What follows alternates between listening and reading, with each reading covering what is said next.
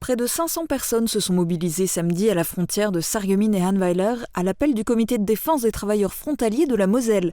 La situation est incompréhensible pour les travailleurs qui sont en colère contre les mesures de tests obligatoires prises par l'Allemagne. L'unité opérationnelle franco-allemande existe depuis le 16 octobre 2019. Sa mission principale est la sécurité des mobilités. Elle est composée de 10 gendarmes et de 10 policiers fédéraux allemands. Elle est unique en Europe et intervient sur les contrôles aux frontières en appui linguistique aux unités judiciaires. 15 bénévoles de l'association T2SB se sont réunis samedi matin pour faire l'entretien des vélorails utilisés pour les balades touristiques sur la voie ferrée entre Bitche et Sarreguemines. L'aide apportée par ces passionnés est essentielle pour la vie de l'association. Les centres de dépistage ont besoin de personnel pour fonctionner à plein régime. Parmi les effectifs, les sapeurs-pompiers du SDIS 57 sont appelés en renfort par la sous-préfecture. Même si c'est la première fois qu'ils participent au dépistage contre la Covid-19, les pompiers sont formés pour effectuer ces opérations.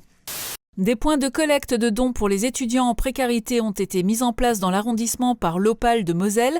À Saint-Rinsmin, le périscolaire a récolté 500 sacs dont la moitié a été remise à une association d'étudiants de Strasbourg. L'autre moitié est destinée aux jeunes de Sarreguemines. La préfecture et l'ARS ont annoncé que le taux d'incidence remonte en Moselle. Il est passé à 290 nouveaux cas pour 100 000 habitants. La situation est tendue mais encore relativement stable dans les hôpitaux. Plus de 580 personnes sont hospitalisés actuellement pour cause de Covid, dont une centaine de patients en soins intensifs. Le 4x4 Grenadier développé par Ineos sera produit dans l'usine de Hambach. Selon le quotidien de Guardian et le Figaro, le groupe Ineos Automotive pourrait repousser sa sortie de 6 mois. Celle-ci serait décalée à septembre 2022.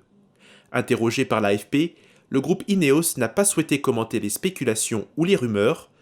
Les difficultés d'approvisionnement de certains composants engendrée par la crise sanitaire, pourrait expliquer la décision d'un report de production.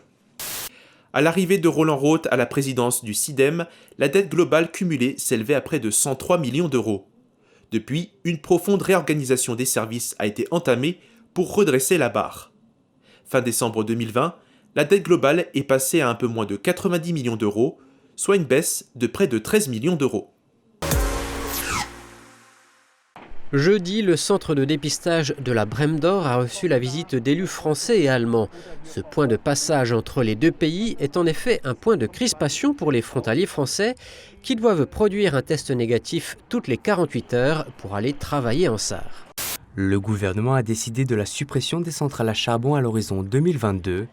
Pour faire face à cet arrêt, la société Gazelle Énergie qui exploite le site Émile Huchet à Saint-Avold a proposé un plan de sauvegarde de l'emploi pour les salariés de la centrale naborienne.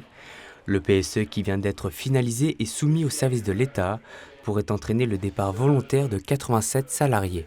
Ces jours de marché, avant de partir, une mise au point sur comment mettre le masque s'impose. Nous retrouvons Marguerite et Yvonne parmi les résidentes, d'autres les accompagnent.